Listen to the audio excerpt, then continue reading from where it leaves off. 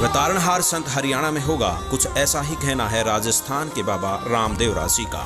दर्शकों, राजस्थान के बाबा रामदेवरा पीर की भविष्यवाणियां कुछ समय से काफी चर्चा का विषय बनी हुई हैं। बाबा रामदेवरा पीर की बहुत सी ऐसी भविष्यवाणियां हैं जो कलयुग में कुछ विशेष परिस्थितियों की ओर इशारा करते हुए नजर आती हैं।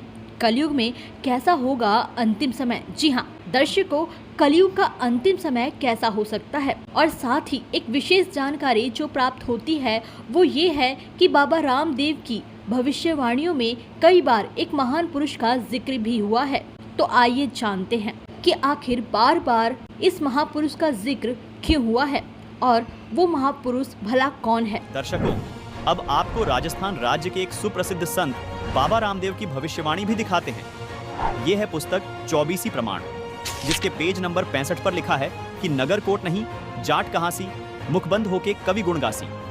यहाँ बाबा रामदेव जी कह रहे हैं कि वह महापुरुष जाट जाति में आएगा और कवि यानी कबीर परमात्मा के गुण गाएगा। संत रामपाल जी महाराज का जन्म एक किसान परिवार में जाट जाति में हुआ है। संत रामपाल जी महाराज एकमात्र ऐसे संत हैं जो कबीर देव यानी कबीर परमात्मा के गुण 1988 से संसार को सुना रहे हैं। इसी पुस्तक 24 प्रमाण के पेज नंबर 111 पर देखिए, संत रामपाल जी महाराज के बारे में एक और भविष्यवाणी की गई है। हर आसी हरियाणे तोरण रंगरी रीत चुकासी, सुंदर खाती अगम भाषिया झुक चौथा में होसी। यहाँ भी संत रामदेव जी अपनी वाणी में साफ साफ कह रहे हैं कि वो महापुरुष हरियाणा में आएंगे और चौथे युग यानी कलयुग में आएंगे। दर्शकों, जिस समय संत रामपाल जी महाराज का जन्म हुआ उस समय गांव धनाना जिला सोनीपत पंजाब प्रांत में था, जो बाद में 1966 में पंजाब से अलग होकर हरियाणा प्रांत का हिस्सा बना। संत रामपाल जी महाराज का जन्म 8 सितंबर 1951 को धनाना गांव में हुआ था। इसी पुस्तक 24 प्रमाण के पेज नंबर 62 पर संत रामपाल जी महाराज के बारे में एक और भविष्यवाणी की गई है। कलयुग में सतयुग अवसी, पहरा पापरा पलटेला, सांचा संत दल में आवसी ऋषिजन साख भरेला। दर्शकों, कबीर सागर और भविष्य मालिका पुराण में लिखी भविष्यवाणी संत रामदेव जी की भविष्यवाणी से ज्यों की त्यों मेल खाती है। संत रामदेव जी भी कहते हैं कि कलयुग में ही सतयुग जैसा माहौल होगा। वो पूर्ण संत अपने आध्यात्मिक ज्ञान के जरिए बढ़ रहे पाप को खत्म कर देगा। सर, हमने सुना है कि संत रामपाल जी महाराज जी के बारे में 24 प्रमाण नामक रामदेव जी की जो पुस्तक है उनके द्वारा कृत है, उसमें बहुत सारे संत रामपाल जी महाराज जी के बारे में बताया गया है। क्या ये सच में बताया गया? बिल्कुल सर, जो 24 प्रमाण रामदेव जी महाराज के द्वारा जो लिखित पुस्तक है उसमें इतने सारे प्रमाण बताए गए हैं जो संत रामपाल जी महाराज ने बताए, हूबहू उसके अंदर वो सेम टू सेम मिल रहे हैं सर।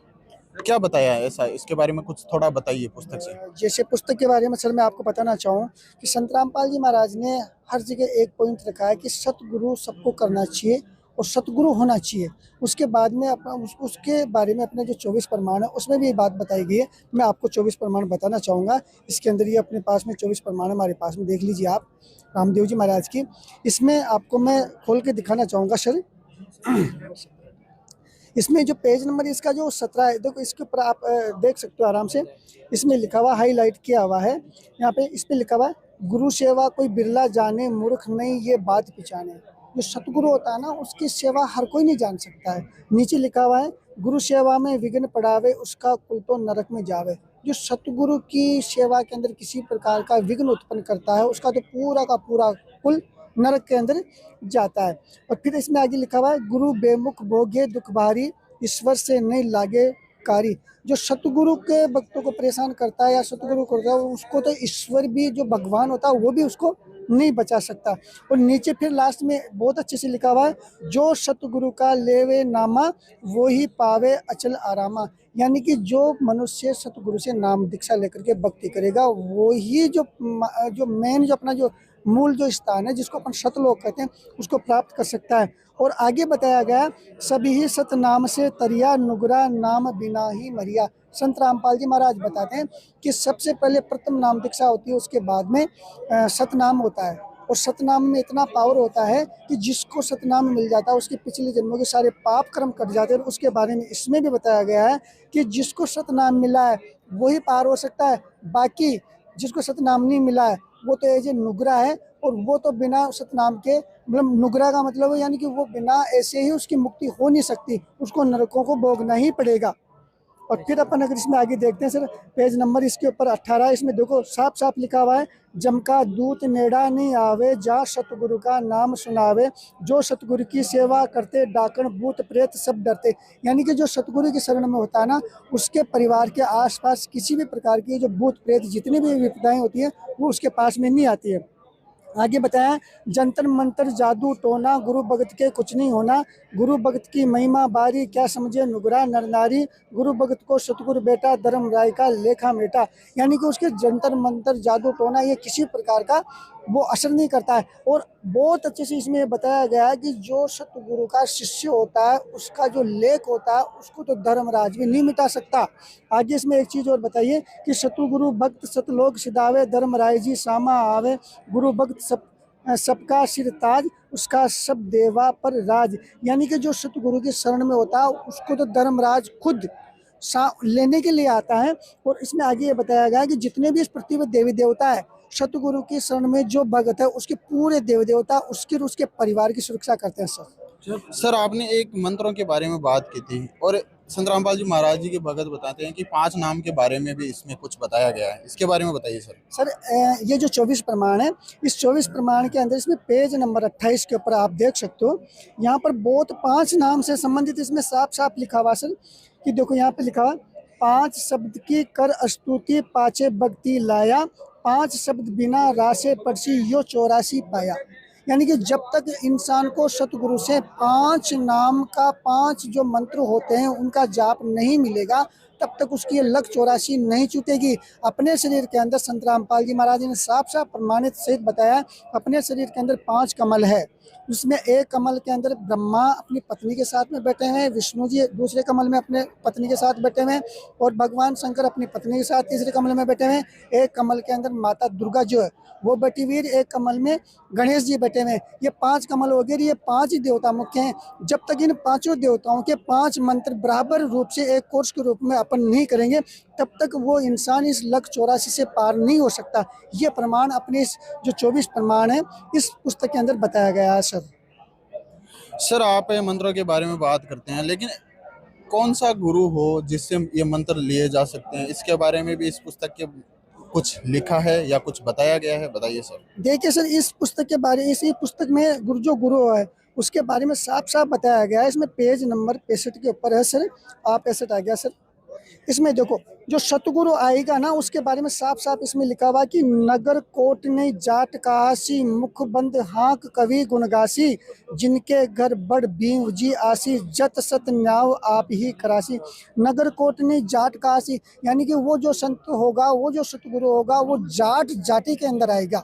और वर्तमान में संत रामपाल जी महाराज एक जाति जो उनकी वो जाट ही है और वो कवि का मतलब है यहाँ कबीर देव जी से लिया गया है और एक कवि के रूप में कबीर देव जी के वो गुण गा रहे हैं। हर जगह ये बता रहे हैं कबीर परमात्मा की वो भक्ति बता रहे हैं। और नीचे साहब इसमें और भी नीचे लिखा हुआ कि सारी की सारी जितने भी यहाँ पर ये सब के सब उसके गुण गाएंगे, कबीर परमात्मा के गुण गाएंगे और कबीर परमात्मा की भक्ति करने के बाद में इस जीव को यहाँ से मुक्ति मिल सकती है सर।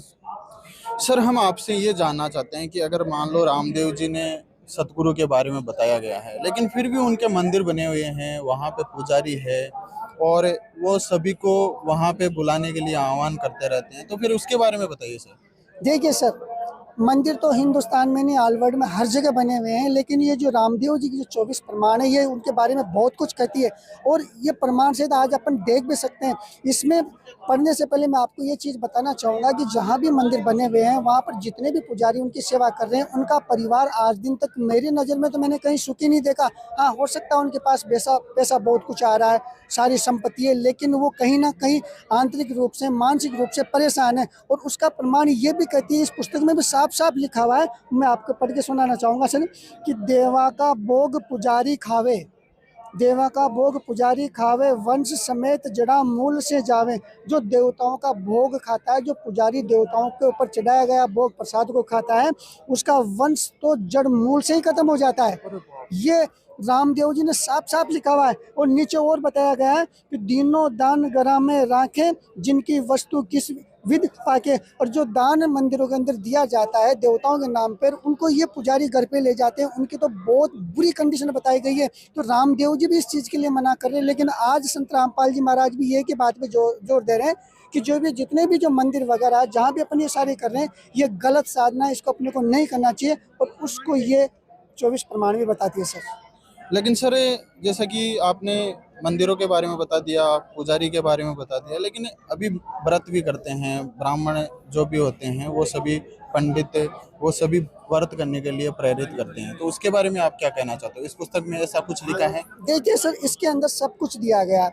जो आज पूरी दुनिया सारी जितनी भी बहनें इस धरती के ऊपर मौजूद है, चाहे वो बेटी के रूप में हो, चाहे वो पत्नी के रूप में हो, चाहे वो माँ के रूप में हो, सब व्रत कर रही है। और व्रत करने के पीछे एक ही उद्देश्य इनको बताया गया है, जो हमारे समाज का मार्गदर्शन करते थे, जिनको अपन आज एक ब्राह्मण समाज के नाम से जानते हैं।